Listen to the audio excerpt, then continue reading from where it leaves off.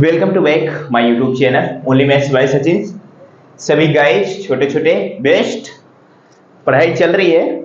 उम्मीद करता हूं आप सब पढ़ जरूर रहे होंगे और मेरे साथ जुड़े होंगे कंटिन्यू। तो आज क्या करेंगे मेरे भाई, आज हमें करना है समचतुर्भुज का क्षेत्रफल। इसके पहले क्या क्या पढ़ा था? समलंब चतुर्भुज का क्षेत्रफल बताया हुआ है मैंने, उसका फार्मूला बताया हुआ है कि उस समलंब चतुर्भुज के क्षेत्रफल का सूत्र मैंने दिखाया हुआ। फिर उसके बाद सामान्य एक चतुर्भुज बताया था, कोई भी चतुर्भुज होगा उसका क्षेत्रफल कैसे निकाला जाएगा ये मैंने बताया था।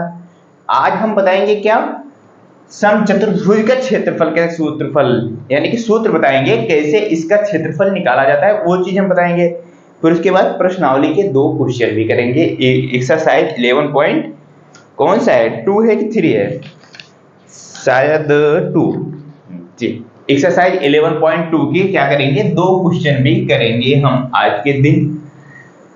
तो चलिए स्टार्ट करें कॉन्सेप्ट को समझना। उससे पहले अगर चैनल पर पहली बार आए हैं तो आप चैनल को सब्सक्राइब कर सकते हैं और जो दोस्त हैं आप उनके साथ शेयर भी कर सकते हैं।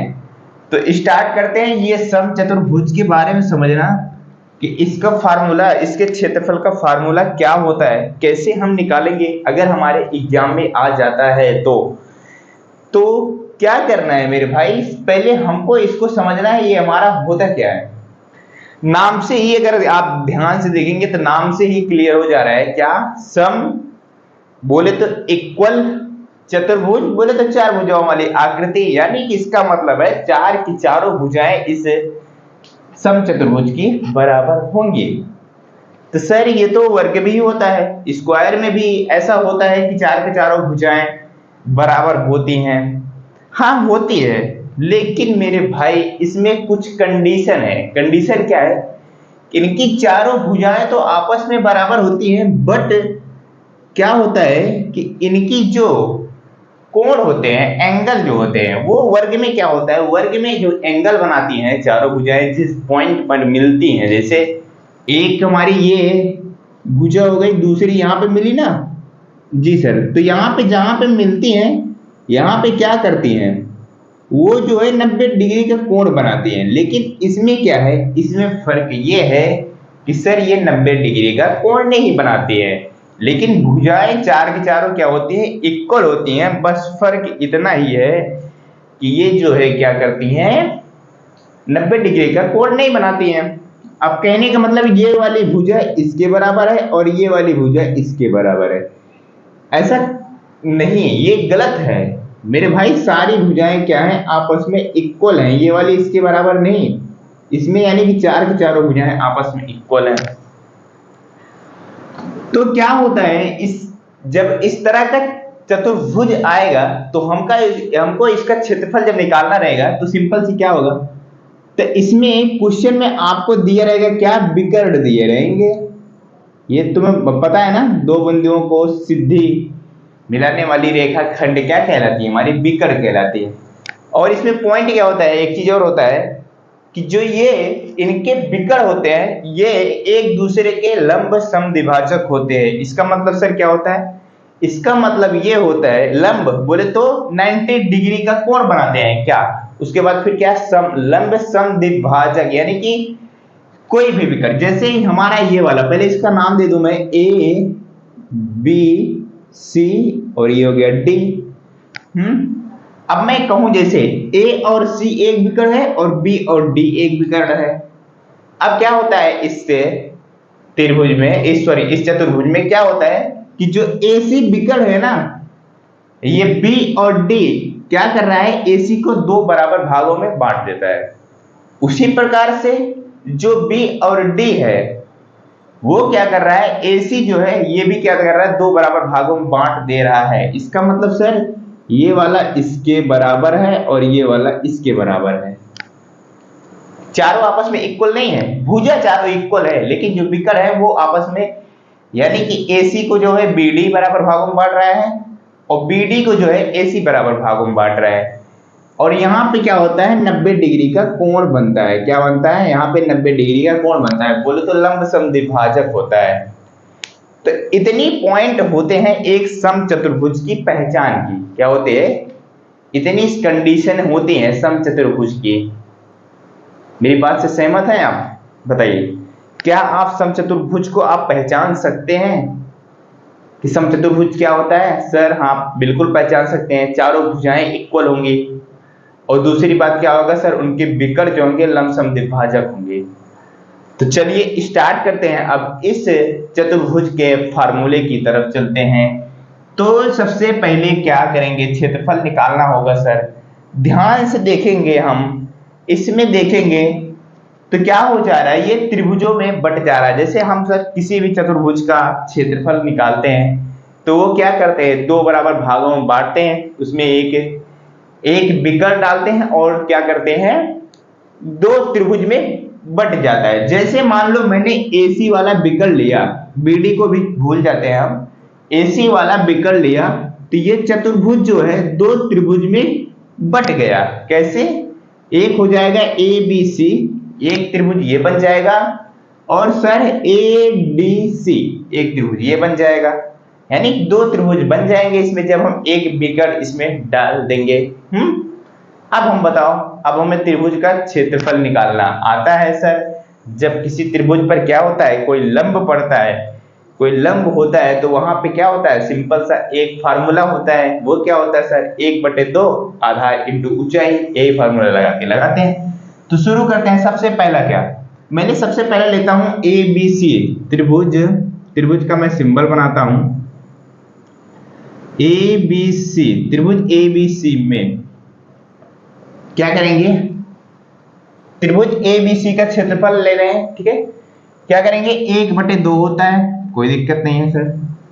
अब आधार क्या होता है सर, आधार वो चीज होता है जहां पर 90 डिग्री का कोण बन रहा हो।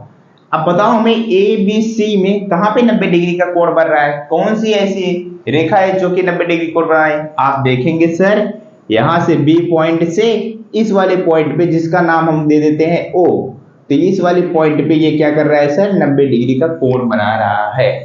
तो आधार कौन सा हो जाएगा सर, ये वाली रेखा खंड जो है हमारा क्या हो जाएगा, आधार हो जाएगा AC।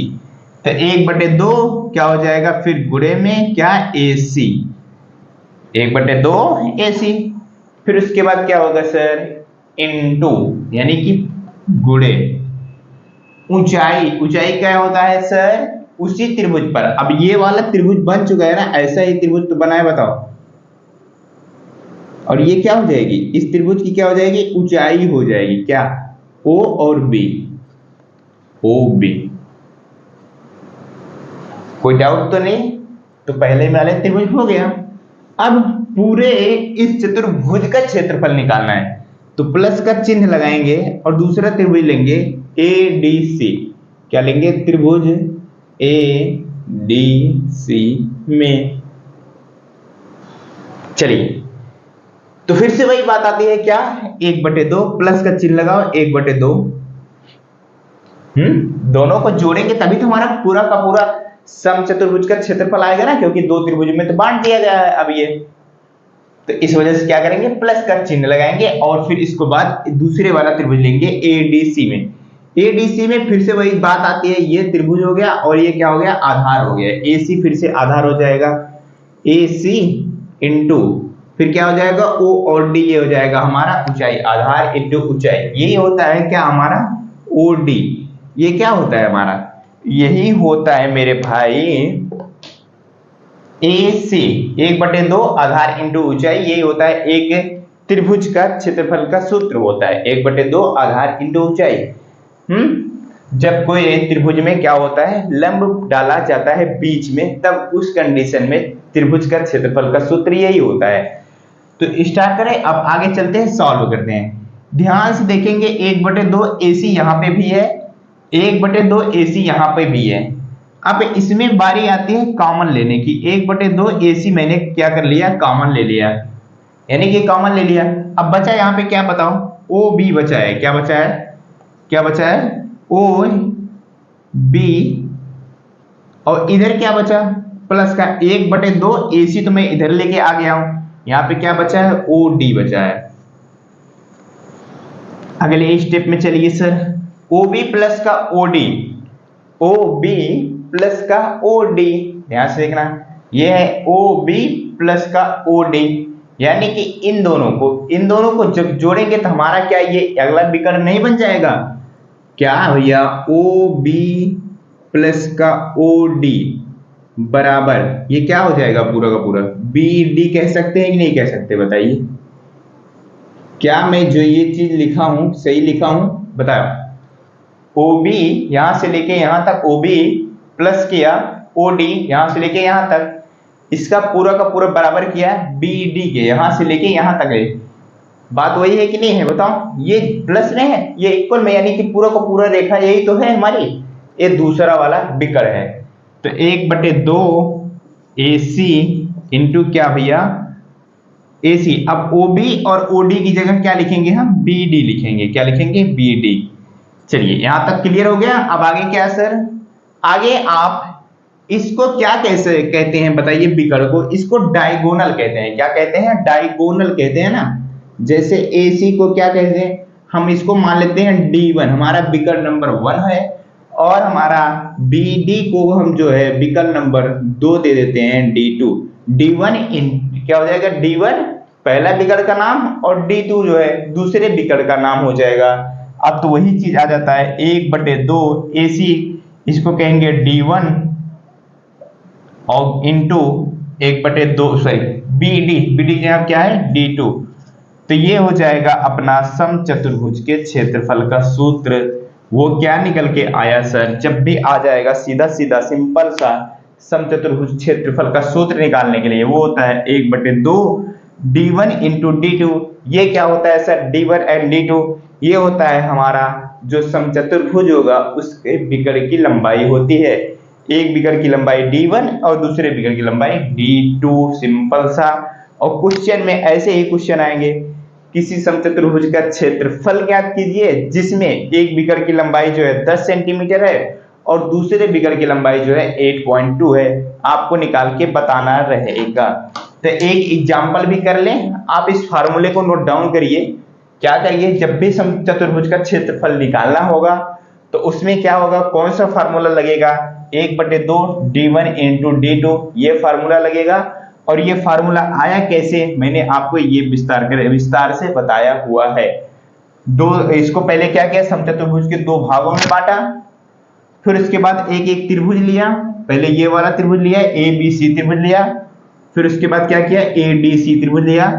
दोनों को सॉल्व करते हुए क्या आया हमारा निकल के लास्ट में 1/2 D1 इंटू D2 निकल के आया। यानी कि दोनों विकर्णों का योग, दोनों विकर्णों का गुणनफल, यानी गुणनफल करने के बाद उसमें 2 से भाग देने पर हमारा क्या आ जाएगा, सिंपल सा समचतुर्भुज का क्षेत्रफल आ जाएगा। जैसे एक एग्जांपल लेते हैं, क्वेश्चन में आएगा, जैसे क्वेश्चन में आता है कोई समचतुर्भुज है, हमारे पास क्वेश्चन देता है कोई समचतुर्भुज आकृति है जिसमें सिंपल सा देगा एक विकर्ण की लंबाई क्या, D1 की लंबाई, यानी कि वो तो ऐसे डायरेक्टली कहेगा कि हमारे पास एक समचतुर्भुज का क्षेत्रफल ज्ञात कीजिए जिसके विकर्णों की लंबाई, ऐसे कहेगा। फिर उसमें क्या करेगा, ये लंबाई जो है क्या है 10 सेंटीमीटर देगा।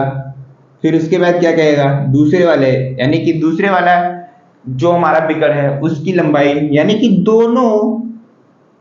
दोनों विकर्ण की जब भी समचतुर्भुज का क्षेत्रफल निकालना है, निकालने को कहेगा, उस स्थिति में क्या होगा मेरे भाई कि आपको दोनों विकर्ण के मान जब तक पता नहीं होंगे तब तक आप समचतुर्भुज का क्षेत्रफल का एरिया नहीं निकाल सकते, यानी क्षेत्रफल नहीं निकाल सकते। बात समझ में आ गई नहीं। जब आपको क्वेश्चन में दोनों विकर्ण की लंबाई दी रहेगी तभी आप उस समचतुर्भुज का क्षेत्रफल निकाल सकते हैं।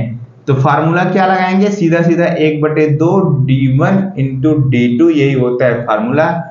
D1 का मान कितना है बताइए, 10 सेंटीमीटर है। D2 का मान कितना है, 8.2 है। इसको काट सकते हैं आप बहुत आसानी के साथ, 2 से काट देंगे ये 5 बार में कट जाएगा, और 8.2 में गुणा करा देंगे, 5 से 2 बार में गुणा कराएंगे 0 हो जाएगा। फिर 5 का 8 में कराएंगे 40, 40 में 2 जोड़ देंगे कितना हो जाएगा, 42 हो जाएगा, 42.0। और इसका कोई मतलब है नहीं, ये सीधा सीधा हमारा क्या है 40 सॉरी 8 पंचे 40 और 2 नहीं कैरी गया हमारे पास, एक कैरी है, इस वजह से क्या होगा 41 होगा, है कि नहीं। 5 दूनी 10 और 10 का 0 कैरी गया 1, 5 का 8 में बढ़ेंगे 40 हो जाएगा, 40 से 1 जोड़ देंगे 41 हो जाएगा। तो इसी तरीके से बहुत आसानी के साथ किसी भी समचतुर्भुज का क्षेत्रफल निकाल सकते हैं। उस समय आपको यही दिया रहेगा कि दोनों बिगर की लंबाई दी रहेगी। बात समझ में आ गई है? तो बताइए समचतुर्भुज का क्वेश्चन आता है आपके एग्जाम में, क्या कर पाओगे? तो हम प्रश्नावली के क्वेश्चन में करेंगे, तो वहां पे आपको बिल्कुल क्लियर हो जाएगा, हाँ सर हम कर पाएंगे। अब इसके पहले जो हम पढ़े थे क्या, समलंब चतुर्भुज, उसी के आधार पर हमारे प्रश्नावली में 11.2 में 2 क्वेश्चन है, तो वही दोनों क्वेश्चन हम करते हैं कंप्लीट। तो स्टार्ट करें, चलिए आ जाइए, जो कि क्वेश्चन शुरू करते हैं सॉल्व करना। 11.2 एक्सरसाइज 11.2 का पहला नंबर क्वेश्चन। तो इसी प्रकार का क्वेश्चन है, आप अपनी बुक में देख सकते हैं, बुक में आपको फिगर दिया हुआ है, अगर दिख रहा हो तो आप देख सकते हैं, इस प्रकार का फिगर बना हुआ है। और ये क्या है सर, किस चीज का फिगर है सर? ये पढ़ने के बाद पता चलेगा। फिलहाल ये मेज है, दिखने से लग रहा है मेज है, नहीं लग रहा ना, ये तो कुछ और ही बन गया है सर, हमें कोई फर्क नहीं पड़ता। अभी हमें मेन मतलब क्या है, हमें इस जो आकृति है समलंब की तरह आकृति जो बनी, इससे मतलब है, इन पैरों से इनका कोई मतलब नहीं है। कहने का मतलब एक मेज है, उसके ऊपर इस प्रकार से क्या रखी हुई है, प्लाई समझते हैं, यानी कि जो सतह पर क्या बोलते हैं, कांच का लगा हुआ होता है ना, मान लीजिए वही चीज लगा हुआ है बस। तो वो क्या कह रहा है, एक मेज के ऊपरी पृष्ठ सतह का आकार, अच्छा ये आकार ही उसी है, ऊपर कुछ रखा नहीं, आकार जो है समलंब जैसा है, यानी कि जो इसका आकार होता है, किसी किसी का देखो, किसी किसी मेज का क्या होता है, लंबाई यानी कि उसकी लंबाई चौड़ाई सारी की सारी बराबर रहती है, तो वो क्या होता है वर्ग आकार का होता है। किसी किसी के यानी कि लंबाई बराबर होती है और चौड़ाई अलग होती है, यानी कि वो क्या होता है आयत का आकार बन जाता है। और इस मेज का क्या है, इस मेज में उल्टा है थोड़ा सा, एक तरफ तो कम चौड़ा है, एक तरफ ज्यादा चौड़ा है, और इनकी बीच की कुछ ना कुछ हाइट होगी। तो क्वेश्चन में दिया क्या हुआ है हमको, देखो ध्यान से, यदि इनकी समांतर भुजाएं 1 मीटर और 1.2 मीटर है, क्वेश्चन में समझ सकते हैं आप, 1 मीटर है और 1.2, और जो समलंब चतुर्भुज होता है उसमें 2 भुजा क्या होती है, समांतर होती हैं। 2 भुजाएं समांतर होती हैं लेकिन बराबर नहीं होती हैं। मैंने ये चीज आपको फार्मूले में अगले वाले वीडियो में समझाया हुआ है। तो ये क्या हो गया, एक भुजा तो ये हो गई हमारी और दूसरी भुजा ये हो गई, दोनों भुजा क्या है समांतर है, ये दूसरी कितनी भी दूर चली जाएगी कहीं पे मिलने वाली नहीं है। तो कह रहा है 1 मीटर और 1.2 मीटर। अब बताओ कौन सी 1 मीटर की होगी, ये वाली 1 मीटर, ये या 1.2, ये वाली 1 मीटर होगी। ओब्वियसली कौन सी जो बड़ी होगी तो वो नीचे वाली होगी, 1.2 मीटर, यानी कि ये बड़ी रेखा है तो ये होगा, और ये क्या है 1 छोटा है, तो क्या हो जाएगा, यहां से यहां तक को जो लंबाई है वो क्या आ जाएगा 1 मीटर हो जाएगा, और पूरा का पूरा यहां से लेके यहां तक की लंबाई जो हो जाएगा, हम इसको मिटा ही देते हैं, हमारा इसका फिलहाल कोई काम है नहीं। तो यहां से लेके यहां तक की लंबाई जो हो जाएगा वो कितना है, 1.2 मीटर है। और क्या कहा है, जो इनकी बीच, फिर क्या कहा है, तथा इन समांतर भुजाओं की बीच की दूरी दी हुई है, कितना दिया हुआ है, ये चीज दिया हुआ है, ये चीज कितना दिया हुआ है बताइए, ये चीज दिया हुआ है कितना, 0.8 मीटर दिया हुआ है, 0.8 मीटर दिया हुआ है। अब पूछ रहा है तो इसका क्षेत्रफल बताना है, जो पूरा का पूरा ये हमारा टेबल है इसका क्षेत्रफल हमें ज्ञात करके बताना है। तो हमें टेबल से तो कोई मतलब नहीं, हमारी आकृति हमारी ये बन चुकी है जो कि हमारी समलंब चतुर्भुज की आकृति है, और समलंब चतुर्भुज का क्षेत्रफल का सूत्र हमें पता होना चाहिए, बस और कुछ नहीं। तो सूत्र अगर आप पहले नहीं देखे हैं तो अब आप लिख लीजिए, समलंब चतुर्भुज का क्षेत्रफल का सूत्र क्या होता है, समलंब चतुर्भुज का क्षेत्रफल, इस चीज को आप अब लिख लेंगे, समलंब चतुर्भुज का क्षेत्रफल। सूत्र क्या होता है सर, सिंपल सा होता है, ऊंचाई, आप इसे हिंदी में लिखिए, ऊंचाई इंटू फिर गुणा का चिन्ह लगाते हैं, फिर क्या होता है सर, दोनों समांतर भुजाओं, दोनों समांतर भुजाओं का योग बटे 2। ये चीज आप नोट डाउन कर लीजिए बस। ये चीज समलंब चतुर्भुज का क्षेत्रफल का सूत्र होता है। क्या होता है, ऊंचाई, यानी कि इन दोनों जो समांतर भुजाएं होती हैं इनके बीच की जो दूरी होती है वही हमारी क्या कहलाती है, ऊंचाई कहलाती है। और क्या होता है, दोनों समांतर भुजा, यानी कि एक भुजा तो ये होती है समांतर पैरेलल और दूसरी वाली ये होती है। बात समझ में आ गई, दूसरी वाली ये होती है। तो क्या करना है, इन दोनों समांतर भुजाओं का योग करना और बटे 2 करना है, सिंपल सा, और बाकी कुछ भी नहीं करना है। इसका फार्मूला, ऊंचाई को h बोलते हैं, सिंपल वाले वे में लिख सकते हैं, ऊंचाई को h बोलते हैं। इन क्या करेंगे, इनकी जो समांतर भुजाएं होते हैं उसको आप कुछ भी मान सकते हैं, x y मान लीजिए, छोटी भुजा को x कह दीजिए, बड़ी भुजा को y कह दीजिए, या फिर छोटी भुजा को a कह दीजिए, बड़ी भुजा को b कह दीजिए, आप कुछ भी कह सकते हैं। तो मैं a इंटू b कह दे, छोटी भुजा हमारी a है, b जो है हमारी बड़ी भुजा है, बटे 2। आप इसको सिंपल वे में ऐसे लिख सकते हैं, समझ सकते हैं, छोटी भुजा हमारी a है, बड़ी भुजा हमारी b है, और यहाँ पे इंटू नहीं होगा, प्लस होगा, a प्लस होगा, h इंटू, या h जो है गुणा में रहेगा और दोनों भुजाओं का योग, मतलब छोटी भुजा हमारी a हो गई, बड़ी भुजा हमारी b हो गई। तो आप h into a plus b by 2 कर सकते हैं, सिंपल सा। तो ऊंचाई सर कितना है, 0.8 है, कोई दिक्कत नहीं। दोनों समांतर भुजाओं का योग, एक तो है 1, दूसरा है 1.2 और बटे 2। इसी को सॉल्व करिए सर, सिंपल सा। तो सॉल्व करेंगे हम, तो ये कितना हो जाएगा बताइए, 0.8 गुणे 1 जोड़ेंगे 2 हो जाएगा, 2.2 हो जाएगा, फिर उसके बाद क्या हो जाएगा, बटे 2।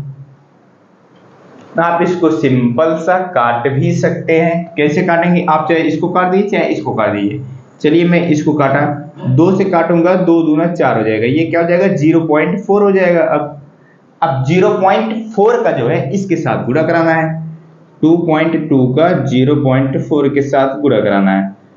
4 से कराएंगे, 4 2 जा 8, फिर कराएंगे 4 से 2 से इसमें कराएंगे, 4 2 जा 8, दशमलव लग जाएगा, एक अंक बाद, सॉरी एक अंक बाद नहीं दशमलव लगेगा, क्योंकि यहाँ पे पॉइंट भी है अभी हमारा।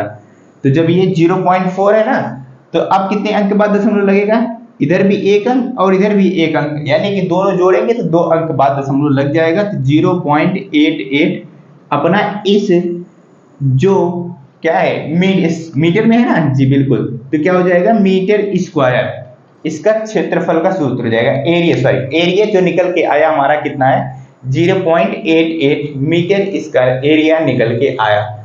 सिंपल सा था, कुछ भी नहीं था, बस फार्मूला हमें क्या था, याद होना चाहिए था, जो कि है हाइट, फिर उसके बाद इनटू दोनों भुजाओं का योग, दोनों समांतर जो भुजा है, समांतर भुजा, उनका योग करना है और बटे 2 लगाना है, सिंपल सा। ये फार्मूला आपने लिखा हुआ है, ये है फार्मूला आपका। इसको फार्मूले को आप कहीं पर भी नोट डाउन कर लीजिए अपने कॉपी में। तो ये फार्मूला लगा के सिंपल सा आप सॉल्व करेंगे तो ये आ जाएगा 0.88 मीटर स्क्वायर। पहले क्वेश्चन का आंसर आ गया। तो दूसरा नंबर भी क्वेश्चन कर ले या फिर सेशन को समाप्त करें। चलिए लगभग 20-25 मिनट हो गया है, तो आज के दिन का सेशन करते हैं कंप्लीट। तो कर लेंगे अगले वाले वीडियो में हम दूसरा और तीसरा नंबर क्वेश्चन करेंगे। तो इसी तरीके से धीरे धीरे अपना चैप्टर ये भी कंप्लीट हो जाएगा। तो समझ में आया है? 2 चीजें आज बताई हैं। पहले तो एक क्या बताया मैंने, समचतुर्भुज का क्षेत्रफल का सूत्र बताया। फिर इसके बाद क्या बताया, समलंब चतुर्भुज, यानी कि प्रश्नावली 11.2 के पहला नंबर क्वेश्चन जो कि था हमारा समलंब चतुर्भुज के क्षेत्रफल के ऊपर था क्वेश्चन, तो उसका फार्मूला मैंने पहले ही लिखाया हुआ है। तो उसी की बेस पर क्या किया है, ये एक पहला नंबर क्वेश्चन किया है कंप्लीट। तो नेक्स्ट वीडियो में करेंगे दूसरा नंबर क्वेश्चन।